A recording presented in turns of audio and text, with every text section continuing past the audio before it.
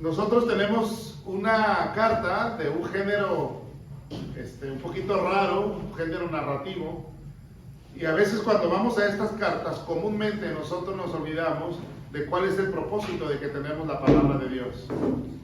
La razón por la que tenemos la palabra de Dios no es para identificar personajes, no es para que nos asombremos de personas.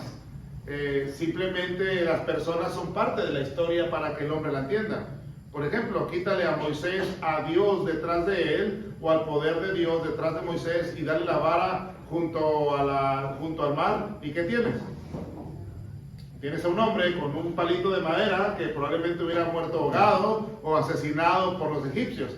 Y así, hace una lista de todos los personajes, y el predicador, en su mayoría, o el oyente, va a cartas como estas e intenta entender cosas que son aplicaciones personales, y se pierde el sentido de lo que es realmente algo así. Nosotros tenemos la palabra de Dios para conocer quién es Dios, cuál es su forma en la que se presenta al hombre, cómo se revela, quién es el Espíritu Santo, quién es Cristo. Y nosotros tenemos aquí un principio universal, único, trascendental, histórico de las misiones. Si nosotros entendemos este único principio, porque mi sermón tiene un único punto, que lo voy a desarrollar en algún tiempo, pero si usted comprende como yo, el principio universal aquí, usted, si de aquí en adelante usted no quiere servir a Dios en las misiones, en su propia vida, en usted mismo, en entrega al Señor, yo no tengo nada más que decirle, es imposible, nadie puede transformarle nunca más en toda la vida si no vemos esto, ¿ok? Lo que vamos a hacer es que nosotros tenemos tres personajes primarios en esta carta y un personaje oculto. Pero vamos a definir los personajes, sí, vamos a definirlos, vamos a ver quiénes son, y luego vamos a ver cómo aparece Cristo aquí, su obra redentora, y cómo aparecemos nosotros aquí. Bueno, lo primero que tenemos que ver es que esta carta es un grupito de tres cartas que vienen con un hombre llamado Onésimo Epafras. Regresan de Roma y trae la carta a los Colosenses, trae la carta a Filemón y trae una carta no inspirada a la Odisea. Es un grupito es un trío de cartas que regresa, pero esta carta en particular es muy personal, es muy personal. Quiero que lo observe. Primer personaje, vamos a ver al destinatario de la carta. Ahí está en el versículo 1, al hermano que se llama Filemón. ¿Sí? Está Pablo, está Timoteo en la cárcel, y esa carta va exclusivamente a Filemón, que Pablo le pone un primer título: él es nuestro colaborador. Ese es un mote que se les ponía a los hombres que habían participado en el ministerio. Y Pablo dice: te reconozco, Filemón, tu carácter cristiano, y has participado conmigo. Y luego es interesante el versículo 2: y a tu esposa, o a la amada hermana Apia, esposa de Filemón, y luego señala a uno de sus hijos, Arquipo. La pensó mucho Filemón para ponerle nombre al hijo, ¿verdad? Pero ahí está un nombre para los que van a tener hijos, Arquipo. Pero Arquipo, interesante, hermanos, esto es bien interesante. Pablo le dice: ese Arquipo anduvo con nosotros en la milicia, o sea, anduvo con nosotros en el ministerio. En alguno de mis viajes, dice Pablo, reconozco que Arquipo fue nuestro compañero de milicia. Y hay algo más relevante aquí: y a una iglesia que se reúne ¿dónde? En tu casa. Filemón, en la historia de la región de Colosas, en la parte baja de la Odisea, de Asia Menor, Turquía hoy en día, Filemón fue reconocido en la historia fuera de la Biblia como uno de los hombres, si no el primero, el segundo o el tercero, más ricos de toda la región. Era un hombre tan poderoso económicamente que nosotros podíamos pensar de él que Filemón era un hombre pedante o arrogante o soberbio, o tal vez no tan dado a las cosas de Dios. Pero inmediatamente lo que hace Pablo es que nos pone un filtro para pensar de Filemón, y nos dice: Filemón es un hombre que ha servido con nosotros.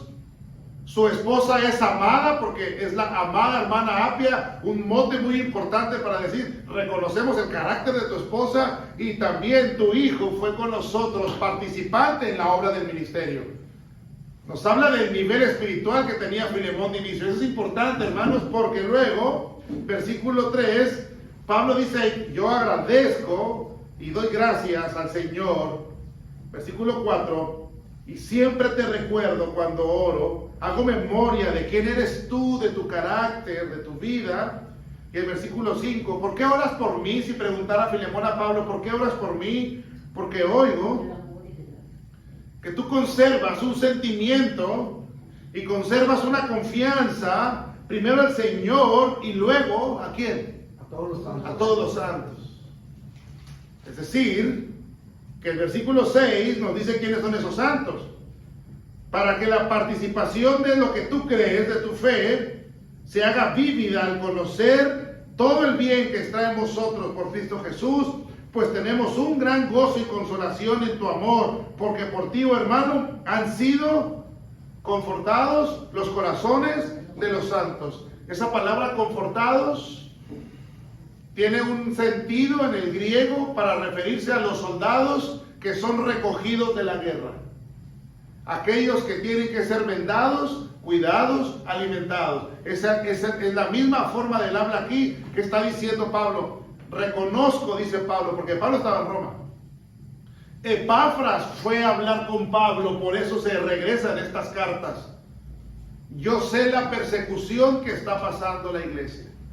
Los cristianos estaban siendo ya mutilados, quemadas sus casas, nadie quería negociar con un cristiano ya, y muchos huían de la Asia Menor y bajaban a la parte de la Odisea para ir a Colosas, a Treyes, Magnesios, ciudades que había ahí para zarpar en los barcos. Y dice Pablo, Filemón, yo reconozco que los hermanos cuando me encuentran en Roma dicen que tú sigues siendo el mismo amoroso, generoso, participativo, porque tú les has confortado. Quiere decir, cristiano que pasa por tu hacienda, Filemón, recibe de ti cobijo, amor, cuidado, medicina, alimento, y ellos pueden seguir su viaje, y a donde quiera que van, dicen, pasamos por la hacienda de Filemón, un hombre temeroso de Dios que ha sabido arroparlo. Primer personaje, vamos bien. Primer personaje. Ahora vamos a ver quién escribe la carta con tres particularidades aquí. De inicio, Pablo escribe esta carta y se pone en un lugar específico. Esto es bien interesante, hermanos. Pablo pudo haber dicho un sinfín de otras cosas, pero Pablo inmediatamente capta, porque esta carta es muy particular. Esta creo que es la mejor carta personal del apóstol Pablo, pero Pablo hace algo primario. Chéquelo, Pablo se ubica ¿dónde? Pablo prisionero de Jesucristo. Inmediatamente Pablo, cuando el lector abre la carta, Pablo quiere aclarar dónde se encuentra. Esto es interesante. Lo primero que hace Pablo es que dice, oye, Filemón, estoy en una cloaca en Roma. Hermanos, prisión no es como la cárcel que conocemos, y más en Estados Unidos. Vive mejor en Estados Unidos que muchos mexicanos o que mucha gente indígena. Esta palabra prisión significa cloaca. Había tres formas en las que moría uno en una prisión romana. A veces por hipotermia, menos 15, menos 20 grados en la parte alta de Italia, donde estaba la Roma, las cloacas. Número 2, por picadura de algún animal ponzoñoso. Y número 3, por envenenamiento. Recuerde que Pablo dice, Alejandro el calderero me ha hecho mucho daño. Había hombres malos que aventaban la comida, o no le daban o envenenaban. De hecho, el frío era menos 15 grados, menos 20 grados, no sé cuánto es un Fahrenheit, pero era muy friísimo. Recuerda que Pablo escribe y dice, tráeme los libros, el capote, la manta que usaban los caminantes para abrigarse. O sea, Pablo inmediatamente establece que no la está pasando. Bien, vamos adelante. Versículo 9. Otra cualidad del escribiente. ¿Cómo se califica Pablo? Anciano. Esto es bien interesante, hermanos. La palabra anciano no es viejo. O sea, no es de, tú estás anciano. A veces nos burlamos los jóvenes, ¿verdad? Yo a veces cuando ando con hermanos mayores que yo y se les cae algo, o quieren ir al baño, o se les olvida algo, me dicen, qué lata andar con viejitos, les digo siempre en forma de broma. Pero esta forma de anciano no se refiere a la edad, porque hay gente mayor, 50, 60, 70 años, que es mucho más fuerte que un joven. La verdad hay que reconocerlo. Mi padre va a cumplir casi 70 y es un hombre bragado, fuerte. Pastor Timoteo, yo no pensaría que tuviera más de esos años. Bueno, esta palabra aquí anciano significa estado de salud. Pablo está diciendo, yo estoy muy enfermo, estoy cansado, estoy agotado. Filemón, mi estado de salud es deplorable, o sea, estoy muy mal. De hecho, de Filemón sigue Timoteo y después de Timoteo le cortan la cabeza a Pablo. La última carta, la segunda Timoteo, después de esta serie, y después Pablo desaparece de esta tierra para despertar en gloria. Pero es interesante que hay algo más, hermanos. Hay algo más que Pablo escribe. Miremos, por favor. Versículo 10. Te ruego por Onésimo, engendrar impresiones, el cual me fue inútil. Versículo 12. Te lo vuelvo a enviar. Versículo 13. Yo quisiera retenerle conmigo, porque en lugar tuyo me sigue el evangelio. Versículo 14. No quise hacerlo sin tu consentimiento. Miren la forma del habla, estamos corriendo un poco. Versículo 15, porque para esto volvió a ti. Versículo 16, ya no es como esclavo, sino como libre. Versículo 17, si me tienes como compañero, chéquelo, vaya ahí porque tenemos que correr un poco. Versículo 18, ponlo a mi cuenta. Y luego vamos hasta donde Pablo dice, yo Pablo, ¿qué dice? Esto es temerario, hermanos. Porque si nota el versículo 23, Pablo tenía compañeros. Ahí estaba Epafras. Versículo 24 estaba Marcos. Interesante, hermanos. Este Marcos aquí es el centro de interpretación de esta pequeña carta. Pareciera que le sobran las palabras al Espíritu Santo, pero no le sobran. Está Marcos ahí, qué interesante. Está Aristarco. Está el Demas, que más adelante abandona al apóstol. Y está Lucas, un médico. Es más, Lucas había escrito todo el libro de los Hechos y había escrito todo el Evangelio de Lucas. Así que Pablo dice, aquí tengo mucha gente conmigo que bien puede escribir. Pero esta cartita que te estoy escribiendo, versículo 19, yo la he escrito con mi propia mano. Póngase en los zapatos de Filemón.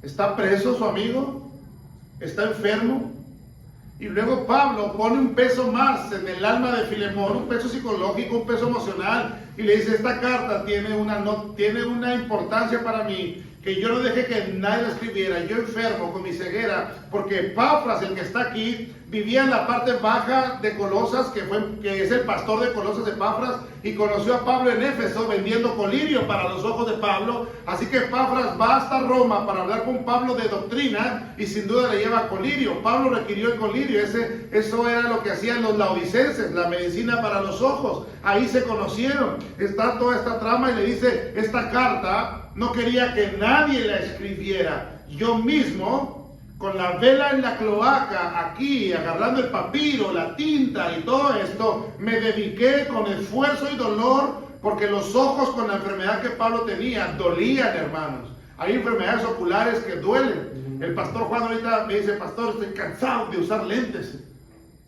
Hay dolores que molestan, la verdad. Y Pablo dice, esta carta tiene un propósito, o tiene algo en mi corazón tan importante, que yo mismo me tomé la molestia. Así que ya vimos al destinatario de la carta, Filemón. Segundo personaje, el escribiente Pablo. Pero ahora vamos a ver la razón de la carta. Se supondría, hermanos, que debería ser muy importante, ¿no? Entonces, oye, Pablo, a ver, pues, dinos de qué vas a hablar. Tienes que hablar de algo muy importante. Bueno, dice Pablo, versículo 10. La razón de que yo te escribo como estoy es que quiero hablarte de alguien que se llama Onésimo. Wow. A ese Onésimo, subraye lo que sigue, a ese Onésimo ¿Dónde lo parí espiritualmente? Dicen los chihuahuenses. ¿Dónde lo parí espiritualmente? Cárcel. Oh, ese dato es interesante, hermanos. Bueno. El cual en otro tiempo te fue inútil. De hecho, eso significa onésimo, inútil. Pero ahora te es útil. Te lo vuelvo a enviar. Qué palabra increíble. Vamos a ver si la discernimos en un momento. Recíbele como si fuera yo. ¿Lo observa? Nuestro tercer personaje es muy particular. Y tenemos que hacer un poquito, tenemos que escarbar un poquito en la cultura. Esta carta no nos dice por qué Onésimo estaba en la cárcel en Roma, pero se puede descubrir culturalmente. Yo tengo una hipótesis en el texto. Filemón, ¿era un hombre bueno o un hombre malo? Lo que leímos, ¿era bueno?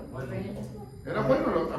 Muchos hacendados golpeaban a sus esclavos, los decapitaban, les cortaban las orejas, les cortaban los pies, los echaban a los perros. Pero Filemón cuidaba a los hermanos, cuidaba a la gente. Había una iglesia en su casa, su esposa, sus hijos. No hay en la historia nada. Es más, el tierno Filemón se le conocía vulgarmente o fuera de la Biblia a Filemón. El tierno Filemón era un hombre reconocido por su carácter tierno y piadoso. Así que el versículo 18 nos deja entrever que un problema tenía Onésimo. Si en algo te dañó o te debe, ¿qué? Mire, todos los esclavos tenían una marca de su amo, ¿sí? Todos. Y cuando el esclavo salía de su amo, tenía que llevar un permiso donde su amo escribía el propósito, porque ese esclavo andaba solo. Si ese esclavo no traía un permiso, el soldado o la autoridad lo regresaba a su amo porque suponían que se había escapado por alguna razón. Y cuando lo regresaban a su amo había 3 penas: decapitación, lo echaban a los perros o le cortaban algún miembro del cuerpo. En el peor de los casos, ¿no? En el menos peor de los casos. Pero Onésimo no fue regresado a Filemón. ¿Dónde cayó? En la cárcel. En la cárcel. ¿Por qué se metía a un esclavo en la cárcel? Porque ofendía o hacía algo para ofender a Roma. Yo creo, por el versículo que leímos, que Onésimo tenía un problema. Tenía problema con robar. Si nota el versículo 18, si en algo te dañó o te debe, ponlo. ¿Por qué? Porque ¿cómo cayó en la cárcel Onésimo? Tuvo que haber ofendido a Roma de alguna manera, si no lo hubieran regresado, porque no tenía un permiso de Filemón, se escapó, iba huyendo. Es más, Onésimo fue tan inteligente que agarra un barco y en ese barco iba Epafras. Qué interesante, Epafras ni cuenta se da. Llega, supongamos que van en el mismo barco, llegan allá, llega el barco y Onésimo está en las calles de Roma. Si se lo encontraba un soldado romano, decía: tu permiso, esclavo, ¿de dónde eres? Y no traía permiso, o sea que lo iban a regresar o probablemente lo decapitaban ahí mismo, pero no, lo meten a la cárcel porque hizo algo para ofender al César o a Roma de alguna manera. Simplemente yo considero que Onésimo hizo lo que bien sabía hacer: seguir robando. Y lo agarraron robando para comer o hacer algo. Pero es interesante que el versículo 10, cuando cae en las prisiones, hay un término ahí: lo engendré de prisiones. Imagínense, está el anciano Pablo ahí, con frío, y de repente se abre la reja y avientan a un muchacho. Pablo en esta carta se manifiesta como un hombre tierno, aunque era bragado en su carácter, un hombre tierno. Y cuando cae ahí Filemón, probablemente se sacude el lodo porque eran húmedas las cloacas. Pablo está ahí, le pregunta, estamos suponiendo: ¿estás bien, muchacho? Sí, señor. Dice: ¿de dónde vienes? Vengo de la parte baja de Colosas. Pablo, Colosas. Epafras estaba ahí. Ahí estaba Juan Marcos, Lucas, Demas y todos. Colosas. ¿No conocerás tú a un amado personaje, amado, que se llama Filemón? Filemón. Imagino que se hizo para la esquina Onésimo. Dice, ¿lo conoces? ¿Ha muerto? ¿Le ha pasado algo? ¿Por qué te sorprendes? Filemón era mi amo, Señor. Wow. ¿Y qué haces aquí? ¿A qué te ha mandado? Escapé. Lo dañé. ¿Por qué Pablo le dice, si algo te dañó, te debe? Filemón, Onésimo le tuvo que haber contado. Dañé a Filemón, le robé, le ofendí. Vengo huyendo, pero robando aquí en Roma. He caído aquí, Señor. ¿Quién es usted? Y lo primero que hace Pablo es que ese término engendrar significa, o se usaba cuando una persona gana a otro para Cristo. Él es mi hijo espiritual. Dice Pablo, él es mi hijo espiritual.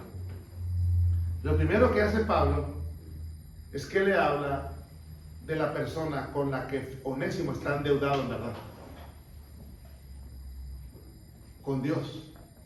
Y solo Jesucristo puede saldar la deuda. Interesante, hermanos. O sea, qué interesante. Empápese conmigo. Qué interesante. Y luego, este Onésimo, ahora después de arrepentirse, habla con Pablo y Pablo le dice, tú estás obligado por salvación o por fe para volver a tu amo. En contra de la lógica, hermanos, en contra de todo. Dice, bueno, yo recibí a Cristo, me siento muy bonito y todo, pero tengo que volver a Filemón. ¿Qué le voy a decir? No creo que me corte la cabeza, un miembro, me a los perros, pero ¿qué voy a decir? Yo no puedo volver. Es como cuando uno dice, yo vine a Cristo y cuando estaba sin Cristo estaba peleado con mi madre o con mi hermano o debía en la tienda, pero vine a Cristo, y si ahora vino a Cristo, ahora tiene que ir a arreglar lo que puede ahora en Cristo, hermanos. Es cuando dice, bueno, estoy en Cristo, yo no voy a pagar a mi cuñada, a mi vecina. No, ahora usted tiene que regresar y decir, no le pagaba porque era un pecador, era un malvado, pero ahora estoy en Cristo Jesús que me cambió y vengo a resarcir lo que hice mal. Amén. Así debe ser, hermanos. Esta es uno de los argumentos de la salvación aquí, que va increciendo esta parte tan hermosa de un Onésimo que está con un tierno Pablo que le habla de Cristo. Y ahora entonces, este Onésimo tiene que llevar una carta a su amo que frente a la ley tiene todas para matarlo. ¡Wow! Yo me acuerdo cuando estaba en la primaria que eran días de entregar calificaciones. Yo sabía que era bien burro, bien vago, y sabía que mi mamá me daba con una vara de encino. Y yo sabía cuando mi mamá hay junta para entregar calificaciones, yo ya sabía, se me hacía eterno que llegaba mi madre, yo sabía que llegando me asistíme al cuarto. Bueno, así me tocó esa crianza, ¿verdad? Sacaba 10, me pegaban, sacaba 5, me pegaban. Bueno, el chiste es que era que le gustaba a los papás disciplinarlos con la vara. ¿Cómo regresaría? ¿Cómo iría Onésimo de Marcos? ¿Por qué sé que Onésimo fue salvo? Porque se pudo haber bajado en una de las islas camino a Colosas. Pudo haber brincado una isla. Me imagino que cuando pegaba el sol de la mañana, supongamos que era un sobre, estaba Onésimo a trasluz a ver si era un cheque, ¿no? Para pagar la deuda que tenía, o qué dirá aquí, o qué. Se le hizo cortito el viaje. De ida era eterno, pero de venida se le hizo cortito el viaje para llegar.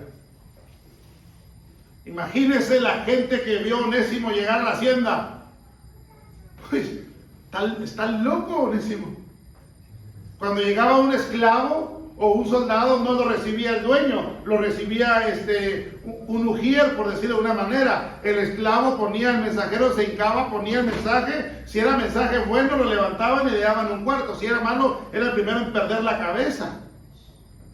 Onésimo tuvo que llegar así, a entregar esa carta que Pablo le mandaba a Filemón, que Onésimo no sabía ni qué decía. Solo tenía que entregarla ahí. Mire cómo Miren cómo termina, hermanos, en el versículo 23. Los varones lean el 23, por favor, ¿qué dice? Te saludan Epafras, compañero de misiones por Cristo Jesús. Hermanas, ¿qué dice?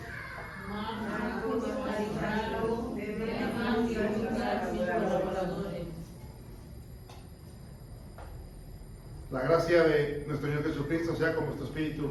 Amén. Para un predicador como yo, un final como este es muy doloroso. Porque como que le falta un versículo a la historia. Porque como que, Señor, pues, ¿qué pasó? Pues dinos qué pasó, ¿regresó, no regresó? ¿Qué le dijo Filemón a Onésimo? ¿Qué pasó? ¿Cómo lo recibió? O sea, así termina la inspiración. Así termina la carta. Hermano, yo estaba escribiendo este sermón hace 7 años más o menos. Estaba pensando en él, lo revisaba cada año hasta que cerré mi Biblia. Estaba tan frustrado, decía, wow, qué tremenda historia aquí con un final pues no tan fuerte, yo quiero saber qué pasó. Bueno, mi padre de la Iglesia Bautista Macedonia de Monterrey, ahora pastor en Tamalín, Veracruz. Él empezó una obra tremenda en Monterrey. Él no tuvo hijos y enviudó. Cuando él pierde a su esposa, mi tía, la hermana Lolita, yo como sobrino intentaba, yo soy sobrino más apegado a él como un hijo. Yo estaba ahí con él, de intentarlo verlo y amarlo, y él estaba solo en la iglesia, trataba de ayudarle emocionalmente, y un día me dijo, hijo, esta es mi librería, agarra un libro que tú quieras. La verdad para mí no era ningún libro, me llamaba la atención, agarré uno por compromiso, un libro viejo, amarillento, sin propósito, me lo llevé a casa. Una ocasión se me cayó ese libro, estaba recogiendo las hojas, y luego en esa parte de la hoja decía, al presidente de los pastores en la región de Colosas, a Onésimo, el gran predicador. Estaba con ese trozo de esa hoja. E inmediatamente, hermanos, fui a Colosenses. Hagan esfuerzo, ya vamos a ver cómo está, qué acabo de decir. Vamos a Colosenses, por favor.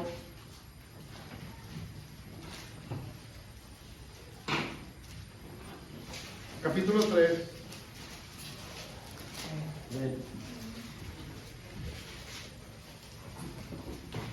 Pero vamos al 4 para ahorrar tiempo. Vamos, versículo 4. Vamos a hacer lo justo.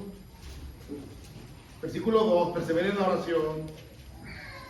Orando en todo tiempo. Compórtense sabiamente. Versículo 7. Todo lo que pregunten de mí. Ahí va mi amigo llamado Tíquico. Versículo 9. Con Onésimo.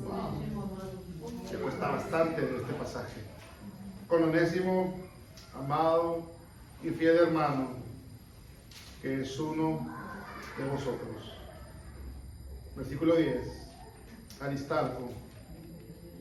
Y aquí está Marcos, que lo califica como el sobrino de quién. Porque por si alguien tenía duda de qué Marcos se refería. ¿Sabe qué Marcos es? Al que Pablo corrió en el primer viaje misionero y que por él se peleó con Bernabé. Y luego Pablo está diciendo, aquí está Marcos. ¿Qué quiere decir? Yo ya perdoné a Marcos. Marcos ahora está conmigo. Y vamos a Filemón entonces. Y tenemos 3 puntos simples.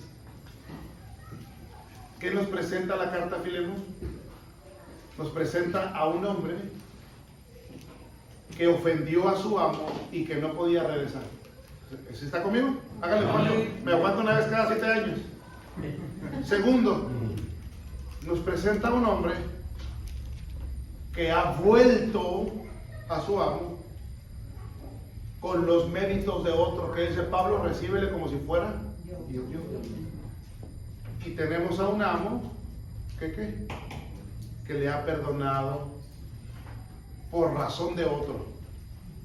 Porque ¿por qué recibió a Onésimo? Por razón de Pablo. Interesante, hermanos. Interesante. La razón por la que usted y yo fuimos justificados no fue por la cruz, fue por la vida perfecta de Cristo. Amén. Porque cuando llegamos al tribunal eterno, Cristo vivió la vida perfecta y nosotros no. Y el Padre nos adjudicó a nosotros la vida perfecta de Cristo y la de nosotros la puso sobre el Cordero para que muriera por los pecados de los hombres. Bueno, aquí nosotros tenemos una carta que se escribe con tinta en un papel y que termina: la gracia del Señor sea con todos nosotros. Hubo una carta que se escribió de nosotros, que empezó a escribirse en un pesebre en Efrata, en Belén de Judea, que tiene 3 años y medio de historia en un ministerio, pero no se escribió con tinta, se escribió con sangre en un madero. Y termina la carta diciendo: tetelestai, es consumado, es hecho está, hay salvación por los hombres a través de Cristo. Amén. Toda esta carta yo le explico con una simple ilustración, y luego yo quiero terminar con una aplicación. Si usted logra entender la aplicación de Filemón, usted puede encontrar el gozo de la felicidad en su vida cristiana y el servicio en toda área: evangelismo, tocar puertas, misiones, cualquier cosa. Mire, aquella mañana cumplía años Juanito, 5 años. 5 años no es relevante para nadie, pero su padre le dijo: a los 5 años te voy a llevar conmigo al trabajo. Eso era emocionante para Juanito.